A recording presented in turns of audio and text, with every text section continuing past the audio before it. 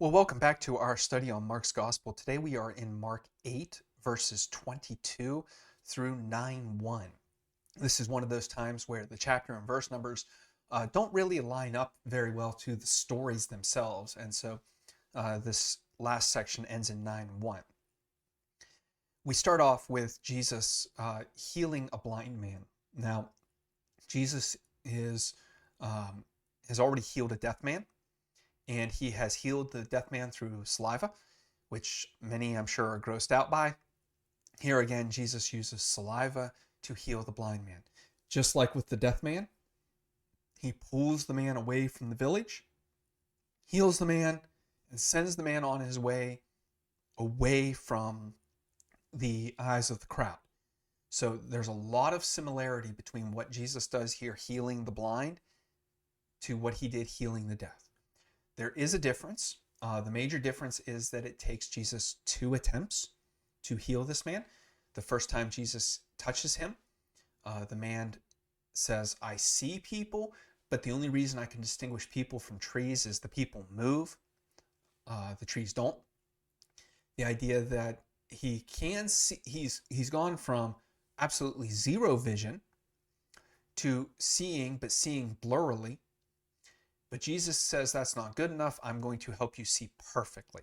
So this stage, the first healing would be, in many ways, still a miracle. The idea that this man would recover some sight at all is wonderful. But Jesus isn't content there. Now, this is again, like we said with the disciples, the healing of the deaf man represents the disciples starting to hear Jesus. Here they're starting to see who he is. The blind man becomes a stand-in for the disciples, who become a stand-in for us. And the idea that the blind man is healed gradually shows us that understanding Jesus takes time and is a gradual process. The blind man becomes this metaphor for us. Now, that does not mean that this did not happen. It doesn't mean that Jesus didn't heal him. It's how Mark is using it symbolically. Mark is telling us both the story, the history of the events that Jesus did, but he's also making those events bigger than themselves. So what is bigger than Jesus healing a blind man? Putting it in a context where that blind man shows us that we all learn to see Jesus, and it comes slowly or gradually. It is not necessarily an all at once event. This is very deliberate by Mark. If he was not trying to say something like this, I sincerely doubt he would have put a story like this in his gospel. He wants to show Jesus as powerful. He doesn't want to show Jesus as taking multiple steps to heal somebody, even if it is blindness, which, that was not something that would have been common. In fact, we read again and again in the Gospels, who can heal the blind? Nobody's heard of people healing someone completely blind, yet Jesus seems to have done this. If Mark just simply wanted to state that Jesus could heal the blind, this probably would have come earlier in the story, and Mark would have omitted that transition of blurry vision. Mark could have easily just said, "Oh, Jesus spit and laid hands on the blind man's eyes, and the blind man could see, and he went away rejoicing and praising God, and Jesus warned him to say nothing to no one." That is very much a story that would have been set early on in Mark's gospel. That's the kind of thing that we see in Mark's gospel early on. Very basic stories that just say Jesus healed. No details, nothing. Just Jesus has the power to heal disease. If Mark wanted to use the blind man that way, he would have put him early and would have said very little. Mark is intentionally expanding this story so that we see it. Now, I think I said something a little bit about this when we come to these passages. When we talked about the deaf man, I think I said something about this. But when we come to these passages, we do need to be a little bit wary Number one, not that we don't expect some level of fantastic healing today. We do have to be a little wary of how we approach these passages in the lives of handicapped people, because I do know, both from reading and from firsthand experience, there are Christians who will belittle handicapped individuals, saying that the only reason you're not healed is because you lack faith. This story is not about Jesus heals everyone who's handicapped in some way, and that if we just have faith enough, Jesus will heal us. This story is about telling us that this man encountered Jesus and this man was healed. It is very much a specific individual in a specific point in time. Does that mean that there are no healings today? No, I hear reports often of people being healed, and maybe not of blindness, but of other diseases. I hear reports of this. And so we shouldn't take this as, well, it can't happen. Just like we shouldn't say it happens to everyone. Rather, we should be sensitive to how somebody who is struggling with a handicap is going to read a passage like this and acknowledge that this could be difficult, acknowledge that there's maybe some reason that Jesus healed this individual, or that Mark included it, that we maybe are missing, and it doesn't necessarily apply to every circumstance today. We need to be gentle when we read this, understanding how other people are going to approach these same texts that are relatively straightforward to many of us, but might create barriers that we're not thinking about. Barriers to understanding Jesus because of somebody's own life and their own expectations. So I say that to say, just be aware as you're reading texts like this, how others around you might read them and might be impacted by them. But the blind man, again, is stand-in for Jesus, his disciples, and ultimately us. Jesus heals the blind man, gives him sight. Jesus is now going to give sight to his disciples.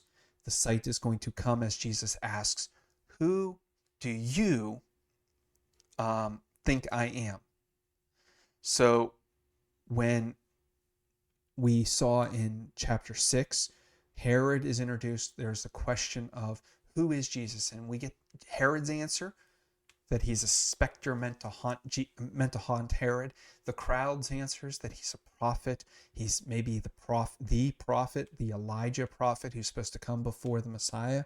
Maybe he's even the Messiah himself, although that seems to be dismissed. We now get the question to the disciples. You've been with me. Who do you see me as? Who do you see that I am? And Peter stands up on behalf of the disciples and says, you are the Christ, the Messiah.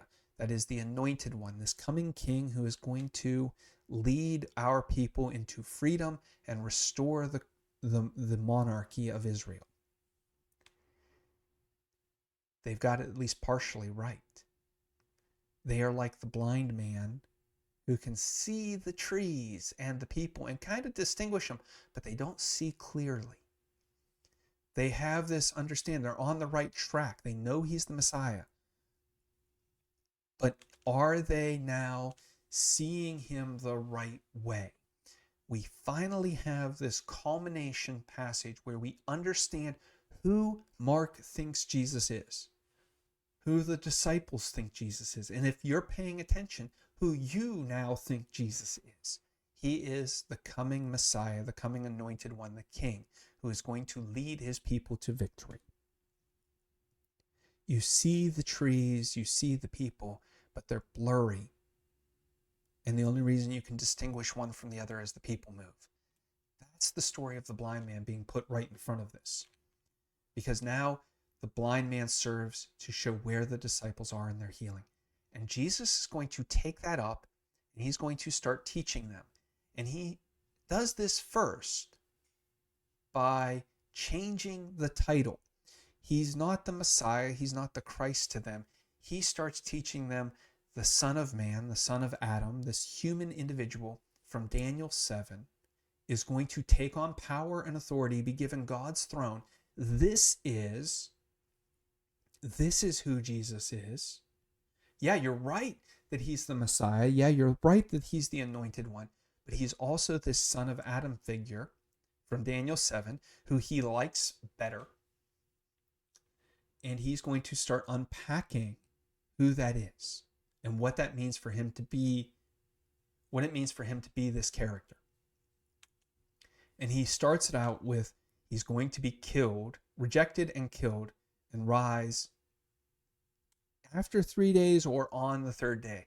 I think the first time I translated this, it was like after 3 days, but I'm kind of growing on the third day. And what he means here to us is very straightforward. We see Isaiah 53, we see the suffering servant, we see the rest of the story, Jesus crucified, dead, buried, and resurrected. What the disciples would have seen in that moment would be somewhat different. They're not going to see that picture that we see. Rather, they're going to see somebody killed, suffering and killed, who is a failure. And they're going to interpret this rise on the third day language in the light of Hosea, who uses third day language to say at the end of days. So where on the third day to the Jews could be an idiom for the day after tomorrow. Today is the first day, tomorrow is the second day, the day after tomorrow is the third day. And that's obviously what we are meant to pick up on later in the text. But here, we also need to recognize that for the prophets, on the third day could mean on the last day when God restores everything. Jesus could be just to his disciples right here saying, hey, I'm going to be killed and I'm just going to rise with everybody else in the general resurrection of that last day. That very easily could be what Jesus is saying to his disciples, at least in their minds. So we sometimes oversimplify this because we have eliminated every other possible interpretation in our minds. And what we need to do is open ourselves up to what other interpretations could the disciples have been seeing as they're reading or as they're listening to Jesus? What other things could be going through their minds? And this is one. And that would lead to Peter's rebuke. Jesus has taught them this, the disciples this, the 12, that small group of individuals who Jesus considers his intimate friends. Jesus has taught this. He's left them questioning. He's left them unsure of what's going on. Peter, as the representative of the group, the spokesman for the group, pulls Jesus aside privately after this teaching and says, hey, no, this ain't going to happen. You're not going to suffer and die. And you're too important to all of this. We're going to make sure you stay alive. Don't speak like this. Don't think like this. In Peter's mind, he's reassuring his leader who has lost some faith in himself. In his mind, he is giving Jesus a pep talk. And what does Jesus do? He takes Peter out to that smaller group, or to that slightly bigger group, I should say, that group of his intimate disciples. We call them the 12. And Jesus rebukes all of them. Not just Peter. He addresses Peter, but he's rebuking all of them and saying, get behind me, Satan. Now, Jesus is not accusing Peter or any of the disciples of being possessed by Satan or influenced by Satan. What he is saying is your way of thinking is in opposition to God. And so being in opposition to God is being aligned with Satan. Jesus is not saying that they are possessed by or that they are in league with, in the sense of Satan is influencing them in some way, that would be to misread the text. What Jesus is saying is your thought right now, your attitude, the way you are talking is contrary to what God wants. And because that is contrary to what God wants, it is aligned with what Satan wants. It is your own human thoughts. He goes on to say this. You're not thinking God's thoughts, you're thinking humanity's. You are thinking like a person. You are thinking human as a human would, not as God would. And because you're not thinking like God, you are in line with Satan. He's not saying that they're possessed. He's saying that their thoughts are going to further the plans of Satan rather than furthering God's plans. He then goes out. So again, we started this where Jesus has started with the 12, spoken to the 12, been pulled aside by one, so seen that it is a teaching moment, gone to the 12, started teaching them, and then pulls in the whole crowd. You can almost see Jesus like in a house talking to the disciples and then going up on the roof so that the whole crowd that's outside can hear him and talking to them. And he says to them that they must deny themselves, take up their cross, and follow him. Now, it would have been one thing for Jesus to say, you're going to die for me. I think Peter and the rest of the disciples would have cheered that. They would have gotten in on that. They would have said yes, because they were expecting a coming battle where Jesus was going to set himself up as king.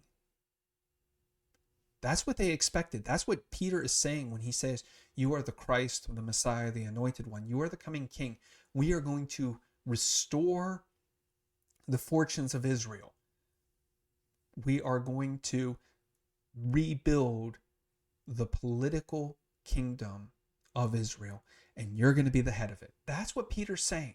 So for Jesus to say you're going to die, oh, that's fine. That's great. They're going to align with that. But what Jesus says is lay down your life. That is, put down the sword. Do not expect to conquer by the sword. Instead, take up your cross. What is a cross? A cross is not dying in battle. A cross is not just some arbitrary burden. A cross is a means of humiliation, torture, and execution used of people who have absolutely no power. The cross is reserved for the people who Rome wants to humiliate the worst, slaves and the rebellious. So taking up your cross is willingly bearing the execution given to those who have absolutely zero power. Jesus is telling Peter and the rest of the disciples, hey, I might be your anointed, but there's no coming battle. There's no coming glory, at least not in the sense that you're thinking. Instead, I am willingly taking on the means of the worst execution set aside for those who have zero political power. So again, we come back to this idea of beware of the yeast of Herod and the Pharisees, the idea of political power. Jesus is saying, take up that symbol that you have none. Take up the symbol that you have no political or religious power. Carry it. Take that as yourself.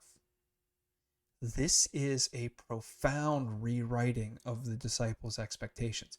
And as the ideas of Christian nationalism begin to grow, and I've seen this again and again, where Christians want to take on political power, there has to be some serious wrestling with this passage. Not that we can't allow our convictions to influence how we approach the world, including government, but how we approach political power. And there is a difference. There's a big difference, because me approaching political ideas from conviction is different from how I exert political power over others. And that has to be reckoned with. That has to be reasoned with. And to just arbitrarily say that Christians should just take political power and political control is kind of the antithesis of what Jesus is saying in this passage, where he's saying, no, take on the humiliation. And we need to recognize that. The last thing to come in this passage is Jesus makes this very cryptic statement about not everyone here is going to die before they see the Son of Man or the Son of Adam come in his glory. Now, this is one of those passages where it really seems like Jesus is talking about his return and the end times. We call that eschatology, or the eschatological age. In this instance, it seems like Jesus is talking about the eschatological return, and that he will come back soon. In fact, many scholars have latched onto this to say that this is a unfulfilled prediction, and that Jesus did not come back. And this shows that Jesus thought he was going to, and that he was wrong on this. The reality is, Mark is not saying that at all. From the beginning of the gospel, we see that the gospel message is that in Jesus, God's reign has come. So when Jesus is saying, not everyone here will die before they see the Father's glory and the coming of God's reign, he is alluding to the transfiguration that starts in the very next verse. Peter, James, and John go up on the mountain and they see God's glory in Jesus. And they recognize what it means for Jesus to reign and rule as the Son of Man, the Son of Adam figure from Daniel 7. This is an allusion to the next story that we're going to get. And it is likely that Jesus would have said this to his disciples, and that many of them would have misheard this, and that it is after the fact, after the transfiguration, that at least Peter, James, and John would have gone, oh, that's what he meant. He reigns now, and we've seen his glory. And we're going to get to this a little later in Mark 13 also. But Jesus is not inherently making predictions about his return. He's making predictions about how we see the world around us in light of him. Anyway, I hope this all blesses you. I hope that it jogs some new thoughts and some new questions in your world. As always, if you have questions or comments, please let me know. I'd love to hear what's going through your mind as you read this. I think that if I hear what's going on with you as you read this, we can grow together, and that we can help one another. And so we are better together. And until we meet again, God bless.